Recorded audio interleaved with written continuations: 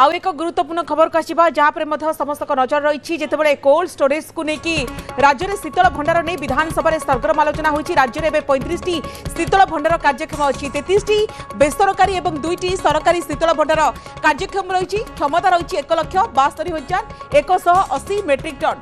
गत 10 वर्ष में 26 निर्माण कर शीतल भंडार जो कि 22 कार्यक्षम 4 कार्यक्षम नहीं।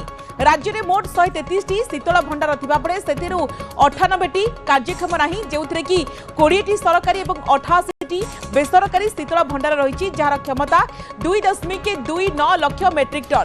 नुआ शीतल भंडार पर सरकार आर्थिक व्यवस्था करिसेंती। मंत्री कहते कि जदि सबु शीतल भंडार कार्यक्षम होता आलू झड़ देखा मिल ना। सब डिविजन स्तर में 58 शीतल भंडार निर्माण पर लक्ष्य रखा 252 कोटी टंका व्यय बराद कर आगक ब्लॉक स्तर में निर्माण पर योजना अच्छी। 15 नुआ शीतल भंडार पर दरखास्त पहुंची। 2 अचल हो पड़ा शीतल भंडार कार्यक्षम दरखास्त पहुंची जो 5टी को सरकार अनुमोदन देइछंती। सरकार सब्सिडी देवा सहित विद्युत शुल्क रिहाती पाई भी व्यवस्था करिसेंती। चलित आर्थिक वर्ष में 239 सोलार कोल्ड रूम खोला जाइछि। कृषि मंत्री पक्षर पूर्त मंत्री पृथ्वीराज हरिचंदन उत्तर कांग्रेस विधायक दल नेता प्रश्न में मंत्री एभली उत्तर रखिछंती। कुंदल बहुत वर्षर अवस्था रही जोटी जदि बेसरकारी भाव में आवेदन करूना सरकारी स्तर में निजस्व फंड रे कष्ट जाक करने विचार करेंगे कि जो 35 तालिका देइछंती माननीय मंत्री महोदय से केन्द्रापड़ा जमा गोटे ना तेणु ये माने अधिक क्षमता संपन्न शीतल भंडार ना तेणु सरकारी उद्योग बेसरकारी उद्योग प्रोत्साहन करने तो धन्यवाद।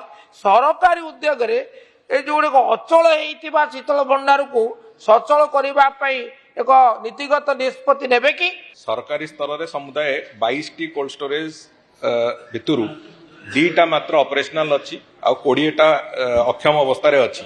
प्रायतः ये सबुजाक कोल्ड स्टोरेज समवाय विभाग द्वारा परिचालित होतला से तार रिवाइवल कथा जहाँ अच्छी डिटेल्स को निश्चित भाव में स्टडी करा जिवो एवं समवाय विभाग को भी अनुरोध करा जिवो से बाबद से माने तांकर आग्रह प्रकट करेबे।